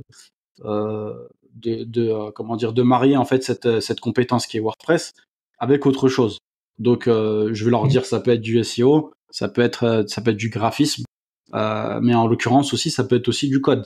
Donc pour ceux qui veulent aller plus loin et savoir tout ce qui se passe derrière WordPress, comment fonctionne WordPress, derrière comment coder un plugin, comment coder un thème de Mhm. zéro ou modifier quelque chose qui est déjà existant, etc. Et d'ailleurs, Ouais. ça peut être une idée pour toi de formation. Tu pourrais peut-être faire une En fait, formation qui est c'est marrant spécifique que à tu me dises WordPress. ça, Donc parce le que code moi, sous en fait, WordPress, en fait. avant Le par exemple, de faire développeur un site WordPress, si en on peut appeler ça. headless avec WordPress, j'ai cherché des ressources pour ça. Et le constat, c'est que j'ai rien trouvé. J'ai dû trouver, Ouais. ouais, j'ai trouvé peut-être une chaîne YouTube en Il y a très peu anglais de formations où il sur le fait sujet. pareil Next.js plus WordPress, mais c'est des vidéos qui datent déjà Ouais. depuis quelques années. Mais à part lui, ça m'a étonné en fait. Je me suis dit, mais pourquoi il n'y a pas de contenu pour faire en fait un site headless avec WordPress? Et surtout pour être plus précis, et en plus pour être plus précis, un site e-commerce avec WordPress Ouais. et Bah, on va dire dans du une code idée de par exemple formation. pour l'aspect front-end. Franchement, ça m'a étonné. Et comment en fait là, je vais bientôt lancer ma chaîne YouTube. Je m'étais dit, je vais faire une série en fait de vidéos sur comment le faire. Je me suis dit, c'est bizarre. Je me Ouais. dis, même pour moi, en fait, parce que c'est ce que j'ai remarqué quand j'ai un petit peu enseigné à certaines personnes, j'apprends mieux, on va dire, que si je suis tout seul. Parce qu'en fait, je dois transmettre ce savoir et je sais pas. C'est normal, hein. Et en fait, tu apprends mieux. C'est ça, pouvoir l'expliquer. Ouais, tu dois le comprendre pour le transmettre C'est de la meilleure ça, manière. Du coup, c'est tu ça. t'auto Ouais. contrôles en fait, Bah, si du on coup, peut c'est dire, ce que je me parce que suis j'ai dit. Je me bien dis, je vais compris faire pour une pouvoir série de l'expliquer. vidéos, C'est une bonne façon sur ça comment de faire un site d'enseigner e-commerce hein, de toute avec façon dans tout. Hein. WordPress et Next.js. Par exemple, je me dis, il y en a pas. Bah, allez, pourquoi pas? Du coup, ça me fait rire. Tu me parles de ce type de formation, c'est Ouais, que, c'est ouais, très bien ça. le constat, c'est que, j'ai rien trouvé, très très peu, ou très vieux aussi, le contenu très vieux, et il est pas du tout à jour. Il faut savoir que dans le code, c'est pareil avec On a WordPress, Mais le code, ça va vraiment très, très, très, très vite. Moi, je me souviens de mon premier portfolio et il date pas de Ça va longtemps, hein. très vite. Il date de Ouais. maintenant, enfin, moi, je dis pas longtemps, mais il date de 2 ans. Et quand je suis allé dessus pour pouvoir me dire, tiens, je vais voir le code, qu'est-ce que j'ai fait et tout, j'avais des lignes rouges de partout. Tout mon code était en rouge. Et j'étais en mode, oh, mais qu'est-ce qui se passe? Et en fait, les technologies, elles vont tellement vite que si tu te tiens pas à jour, à la fin, t'es largué, hein. Ou alors tu galères pour pouvoir tout mettre à jour, hein. Ah ouais. Mm. Ouais, tu nous tiendras au courant. Ce sera peut-être pour moi l'occasion aussi de remettre le nez dans le code. Euh, et du coup, autre question, comme tu nous as parlé de la 100% technologie, d'accord. qu'est-ce que tu penses Mais vraiment, moi de je l'utilise, l'intelligence hein. artificielle? Parce que Ah, par moi je rapport à l'utilise. ton En métier à fait, toi, je n'arrive pas à comprendre pourquoi les gens c'est-à-dire que ont tu pas peur. du tout partout. Moi je parle Ouais, pour les développeurs. Pourquoi les développeurs ont peur de l'intelligence artificielle? Franchement, c'est un outil incroyable. Comme je disais auparavant, un ouais, développeur c'est un flemmard. Vraiment, c'est un flemmard. Et un développeur, c'est pas quelqu'un qui connaît tout par cœur.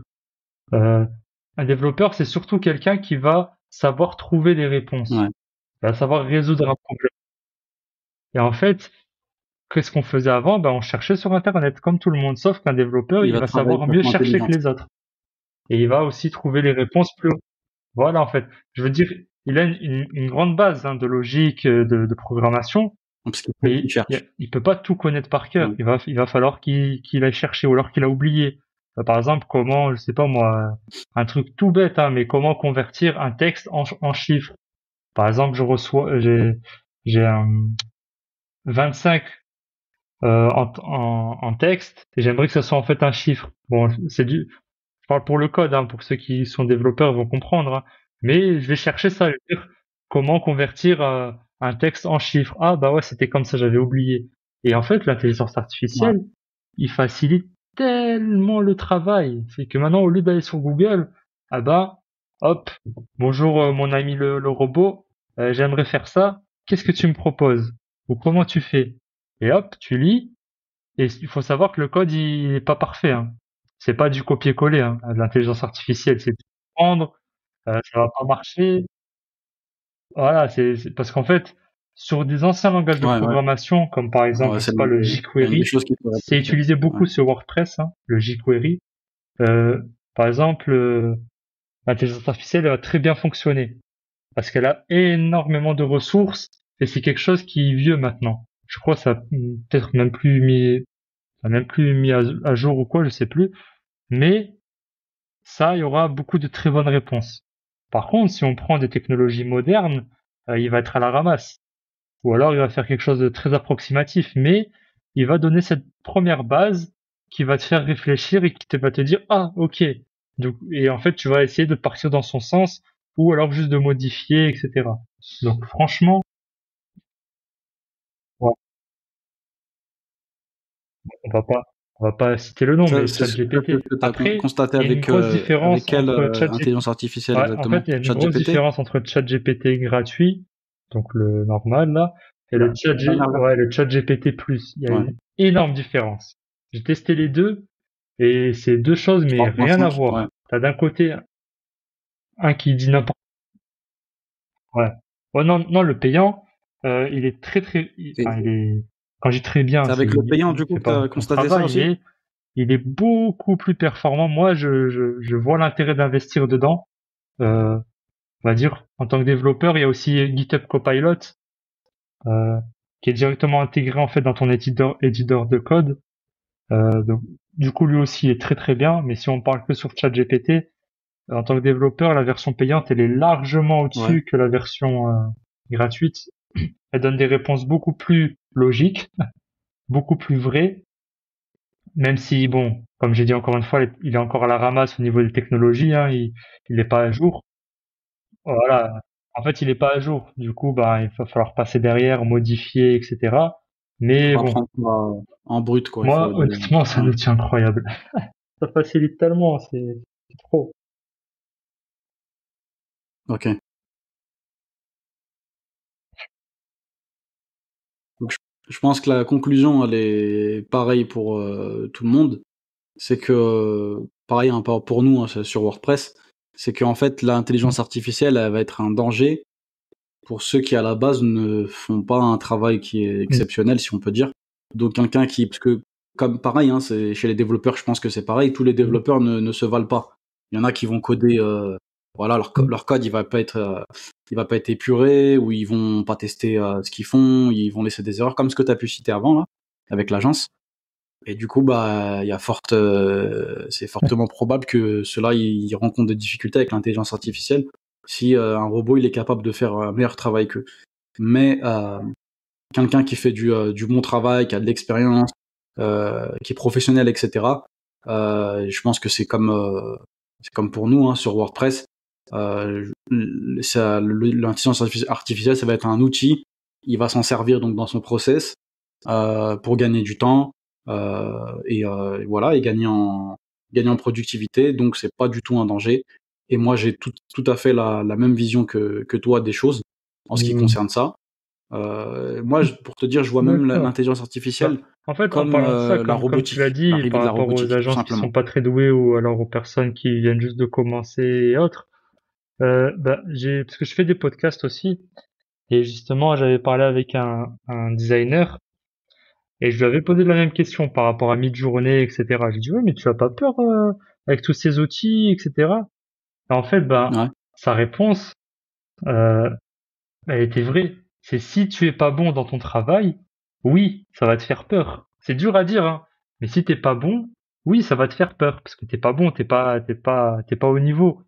Mais si t'es bon, on va dire dans ton travail, ça va être un outil, comme tu peux utiliser Internet ouais, pour voilà créer, pour t'améliorer, trouver de nouvelles textures, par exemple dans Midjourney, des nouvelles idées, etc. C'est toi et toi en fait. Si tu sens qu'il te fait peur, c'est que le problème peut-être c'est que t'es pas assez bon. Et c'est ouais.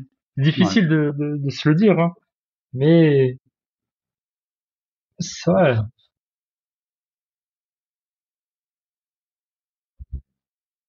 C'est la réalité des choses. Donc, les conseils qu'on peut donner derrière, c'est de toujours sortir. Ça, c'est ce que je dis en tout cas, mais à tout le monde en fait, que ce soit à mes élèves ou à mon audience de façon générale, c'est de toujours sortir de sa zone de confort, continuer à se former tout le temps, toujours chercher à connaître donc les nouveautés de son domaine, donc à travers ce qu'on appelle la veillée digitale.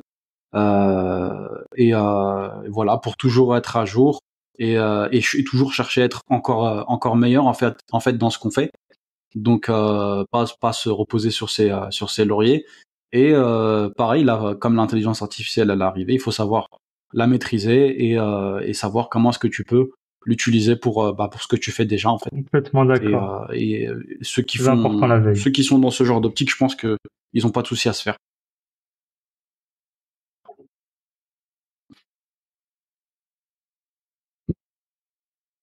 Ok, donc pour finir, est-ce que tu aurais des petites anecdotes à nous donner en ce qui Alors, concerne des ton petites domaine, anecdotes. soit le code de façon générale, Pas soit vraiment le de code qui est choses lié à WordPress? très croustillantes en soi, hein. J'ai pas fait tomber de base de données, j'ai pas cassé de site internet.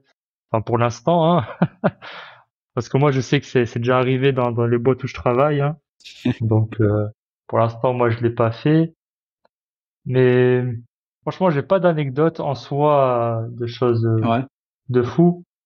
C'est juste que, voilà, ce que je dirais, c'est que entre développeurs, des fois, il y a un certain ego et il faut mettre son ego des fois de côté parce que on code pas tous pareil. Voilà, en fait, on code pas ouais, tous pareil et il y a certains développeurs, et moi, je l'ai vu en entreprise, qui vont pour avancer. vouloir avoir raison à Ouais, tout prix. Même s'ils ont tort, même si tu leur envoies des messages pour leur expliquer A plus B, ils vont être têtus. Du coup, il faut être prêt, si on travaille avec beaucoup de développeurs qu'on connaît pas, d'avoir certains clashs. Ah, voilà, il y aura des clashs, voilà, ou alors tu acceptes, ou alors, ben, si la personne en face, accepter. tu vois qu'elle veut pas Ouais, accepter, soit oui, accepter tu vas aussi dans les son conseils. sens, ou soit tu te clashes avec lui. Mais voilà, faut être prêt à ça. Ouais.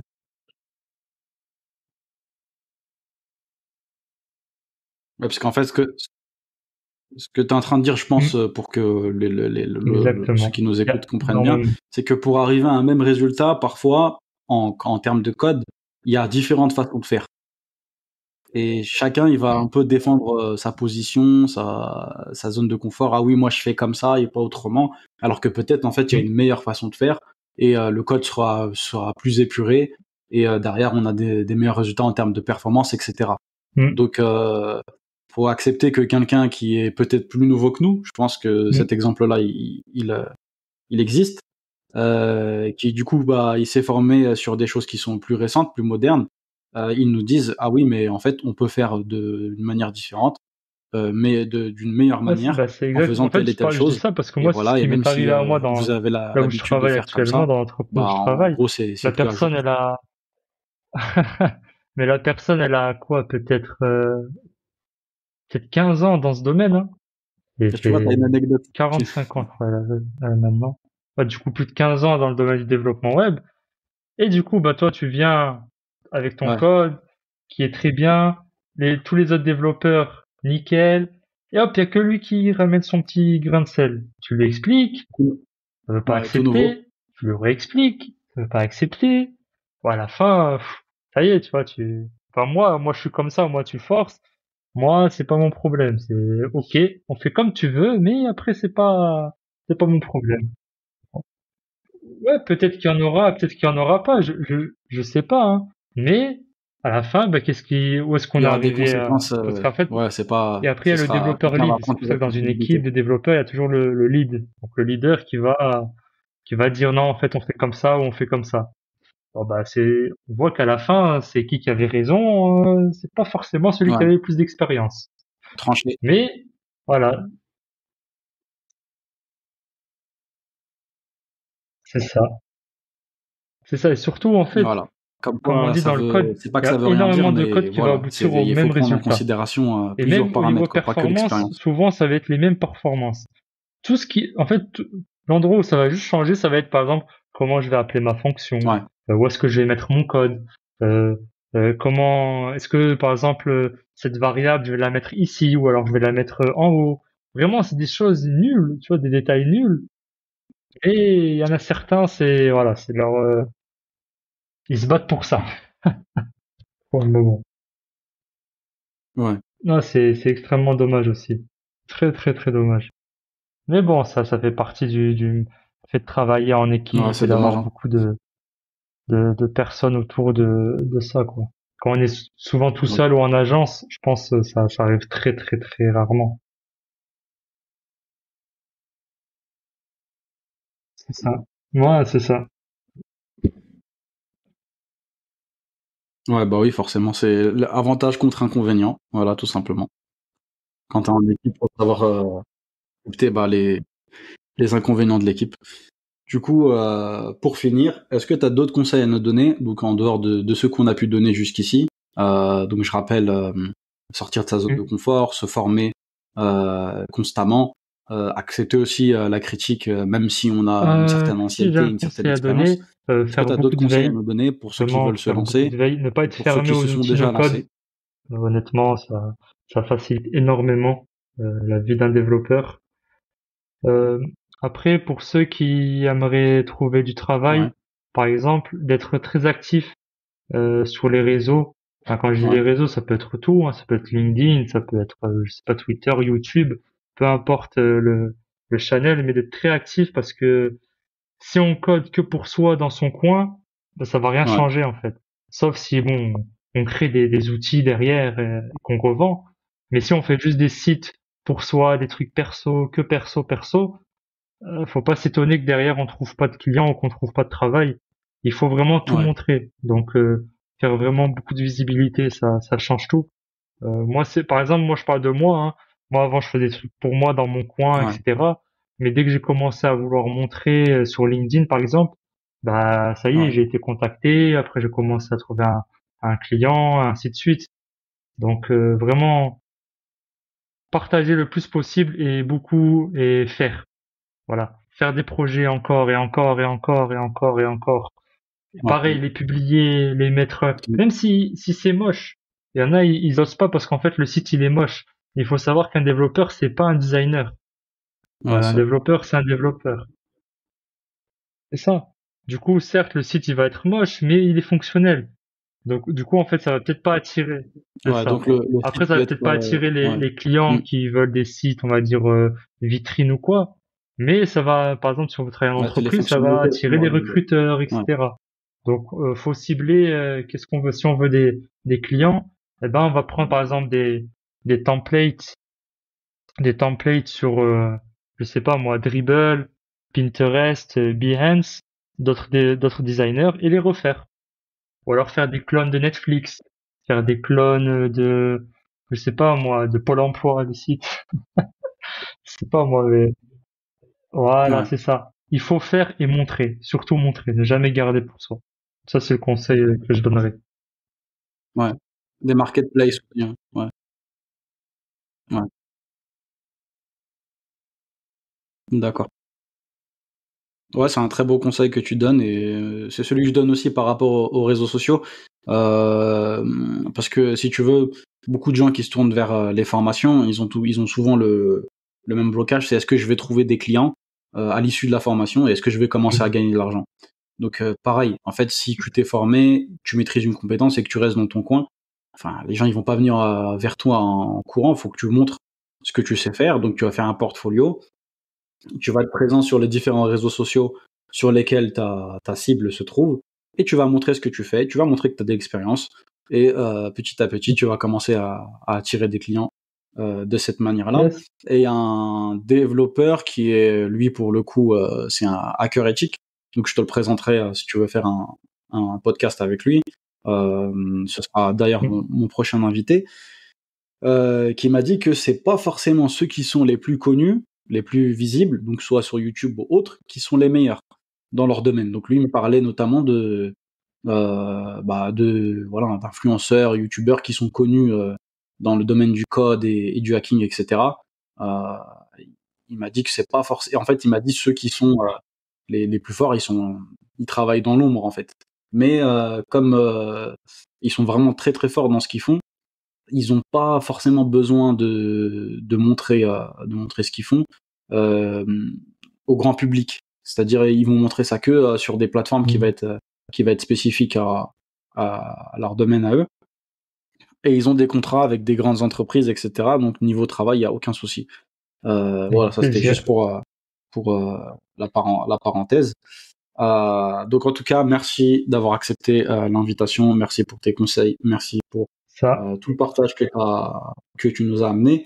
Donc pour rappel, donc c'était notre invité, c'était Samir, développeur qui code pour tout et qui code aussi pour WordPress. Donc on a parlé un peu du monde du code, développement web et de WordPress en particulier, en faisant le lien là où il a pu être fait. Et donc je rappelle pour ceux qui me connaissent pas encore bien. Donc moi je suis Ilyes, WordPress Master. Donc je me dis pas Webmaster de façon générale. Je suis Webmaster sur WordPress et donc je réalise tout type de site web. Je fais aussi de la maintenance, du marketing d'affiliation et je parle aussi pas mal donc de lifestyle entrepreneurial ouais, tout est bon pour et moi. je suis Et aussi si jamais, formateur on donc pourra se dans voir le aussi domaine de sur mon WordPress. podcast Et bientôt. On va parler si t'as rien à notamment rajouter, de ton métier on à va se toi. quitter là. Tout est bon. Avec plaisir, c'est gentil. Ouais, bien sûr. Bah, merci à toi. Ok, c'est super. Bah, invitation acceptée. Hop. En tout cas, je te remercie.